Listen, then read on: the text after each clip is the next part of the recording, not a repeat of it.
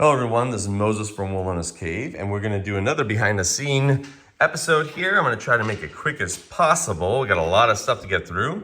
Here's my brochures. This is a new game coming out today, probably within this video. In the comment section, there's going to be a link to purchase Echoes Beyond Light. It's based off of Whispers in the Fog. Thank you all for purchasing that. There's a lot of you that did. Thank you. I'll talk about this in a moment. So there's those. This is not done yet. I'll explain that in a little bit more. World building made simple. So this is my current setup of how I'm working. I do this on my off time. So if anybody's asking, I don't do this all day long. I just do this on my off time. I have my book instead of my Dune Imperium. My last behind the scenes, I'll link up right now. On the video, I had Dune Imperium video game on an iPad, and now this brand new book, The Legend of Korra. I'll leave a link as well if you want to purchase this. It just came out. This is the next book in the series for Legend of Korra, Avatar The Last Airbender, but Korra's era. Got to start an Avatar Legends solo series. I'm probably going to do how to play solo with Avatar Legends because I already have a video like that. I'll link that up as well so you can see that, how to play solo powered by the Apocalypse systems. I have my original tablet, my dry erase. I'll talk about what I wrote on that in a moment. Let's give some congratulations to A Man Alone. He is number 7 on the best-selling list for drive-through with his new Oracle. I haven't purchased it yet. I just noticed this and I shared it on my YouTube community page. So congratulations. Highest I ever been was 27 on this list. So to get on the top 10, very good. That means multiple things. One of which, that means solo RPG is really popular, because if it wasn't, me or you or I would not be on these lists, on the top 10, top 20, top 30, whatever. But we wouldn't be on the list. So that's one. The other thing is you have a very devout and loyal community, Man Alone. So, and I know you are thankful for them. But that's the other reason. Obviously, to get on this list, you got to get on this carousel. You got to be really, you have to have a lot of purchases and a lot of page landing and purchase conversion. So if people come to the product page, are they buying it or are they leaving? So there's all these type of algorithms that drive-through goes through. They don't divulge it, but I know that's one of them. It's just like YouTube. Okay, but I'm right behind you, Man Alone. 87 Whispers in the Fog. Let's see if we can pass him up. This is on the most popular under 5. So let's see if we can pass you up. So, anyways, I just want to add that in. I was laughing so hard. So 87, 86. So thank you both. We both thank you. I'll just speak for you, Manilyn. We both thank our followers. If it wasn't for all of you, who's gonna even watch? I'm surprised anybody even watches my stuff, to be honest. But yes, anyways, okay, talked about that, yada yada. Okay, let's talk about this right here.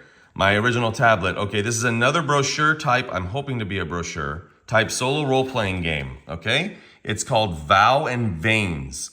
I have to work on a Faith and Hunger tracker, and I want to come up with a little soundtrack so you could play. So now the premise of this, if many of you watch my channel, you know that I'm really into, if you watch the series, my solo series, they're all in there, of the things I'm going to list.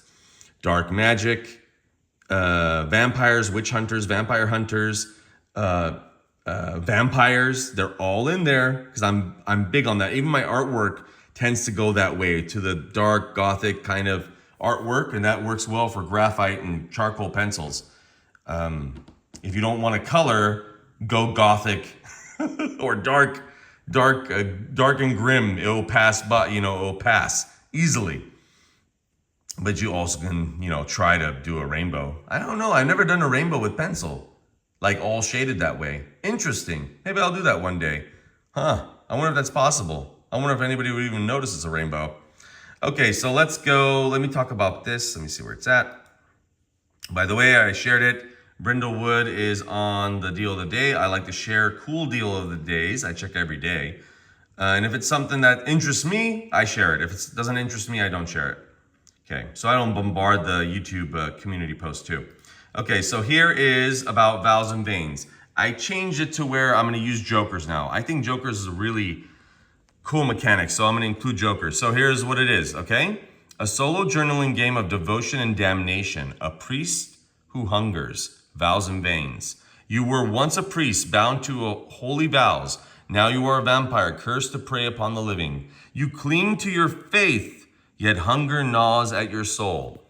So you are you, the player, are a current priest. I mean, you could say you run away from the church, or you try to stay in the church and try to hide your what has happened to you. Maybe you file down your fangs, you cut your fingernails, because typically they have long fingernails, etc.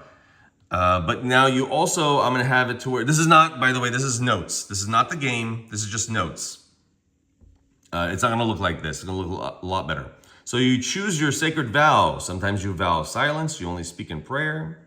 A vow of truth, never speak a lie. So let's say if a nun comes up to you and says, are you a vampire? You have to, if you want to stay holy, you have to say the truth. You have to do your vow. And then what do? The nun, you think the nun's gonna keep that a secret? Probably not. How's your game gonna go? I don't wanna put anything in your head. How is your game gonna go? So I think it's very interesting to have this type of stuff where when someone becomes a vampire, whether they wanted to be a vampire, or in this case, most likely did not want to be a vampire. Maybe in your game, your priest secretly did want to become a vampire, which I didn't really premise it that way. So I premised it this way. This is what it's going to be. But you can do whatever you want. I mean, you bought it. You bought my game. You can do whatever you want. But I think it's very interesting because some people that become vampires that don't want to be vampires, let's say, still want to do what they used to do, especially if it's with faith.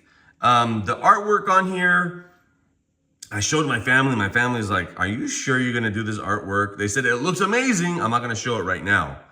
It looks amazing, but are you sure? So what it is imagine, like vampiric hands with long, sharp fingernails, with tethered clothing, and imagine two hands, okay? It's praying. Two hands are praying, and between the hands is a rosary hanging, meaning, a vampire is praying. As an artist, sometimes if it offends, I'm sorry now, I apologize, but it's artwork, it's artwork. I'm sorry.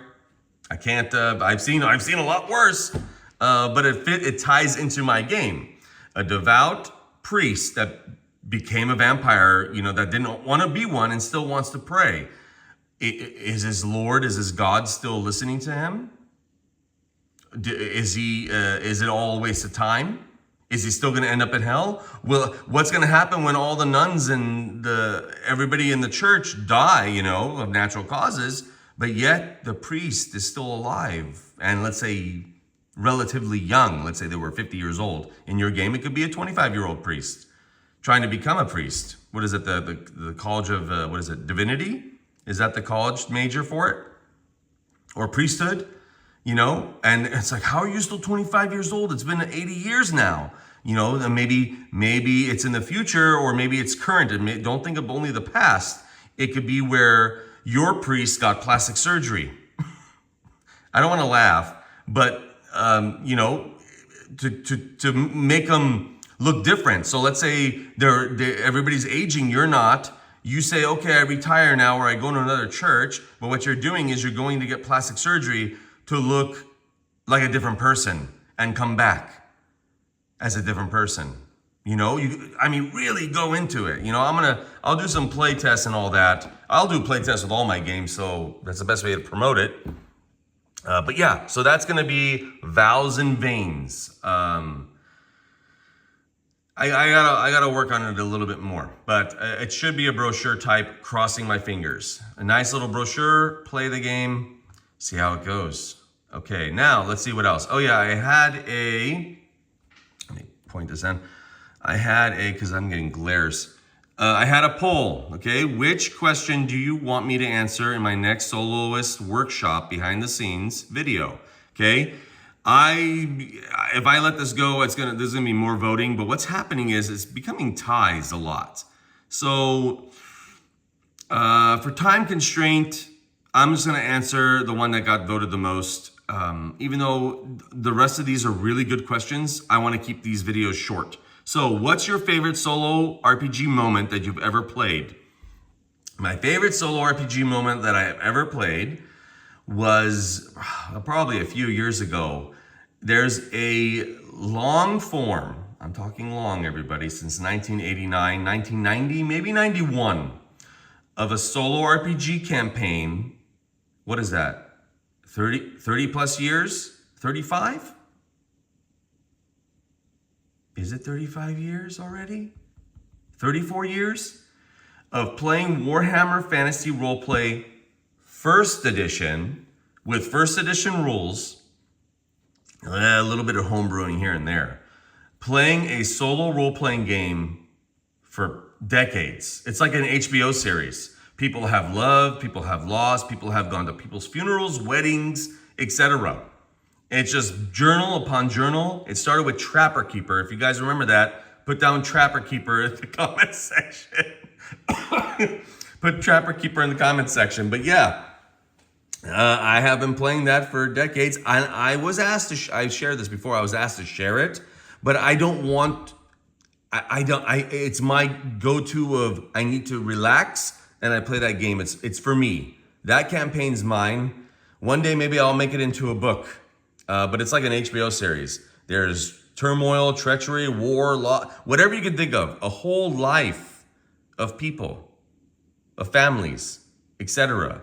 Nobles, kings, emperors, whatever I could think of. Okay? Not really kings, but nobles and stuff. But what happened one time in that campaign was I was playing one time as a lawyer, I believe. I was a lawyer, but I was corrupted a bit. And I had a mutation. This character had a mutation. And I think it was like maybe it was like my ears would get long or something like that.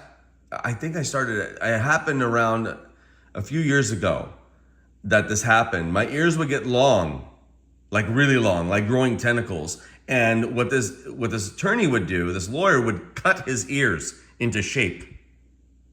Every morning, basically, would cut his ears, and he would go into court and speak with the judge, et cetera, or nobles, or whatever have you, wherever he was sent to. And there was a time when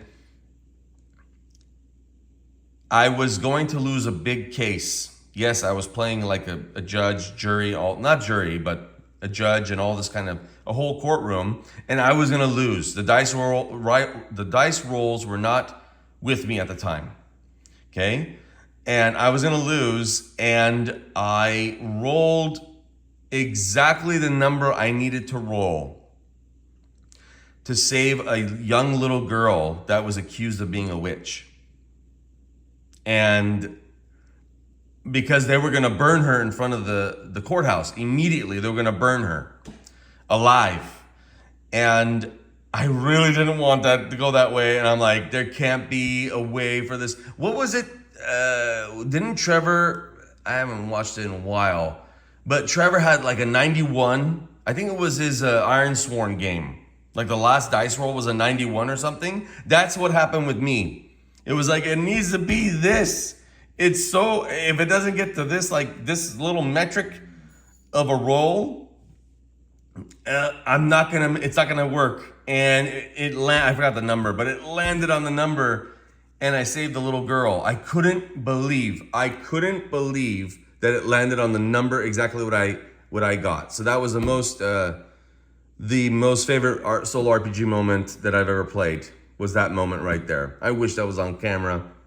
I couldn't believe it. I felt like buying a lottery ticket or something like that. I felt like I had good luck or something.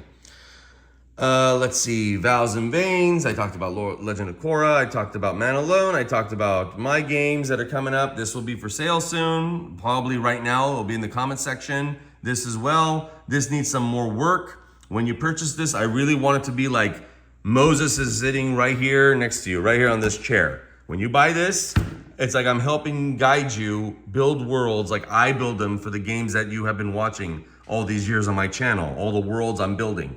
Whether it's in Dragonbane or Warhammer, it doesn't matter. I do the same concepts, the same ideas in this brochure.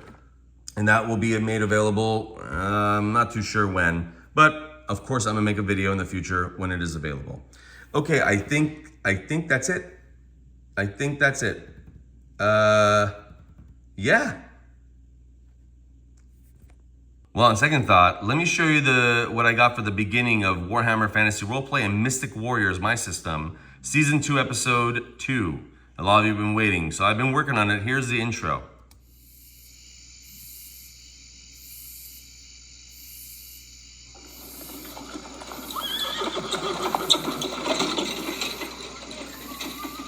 So, happy New Year, everybody. Bye.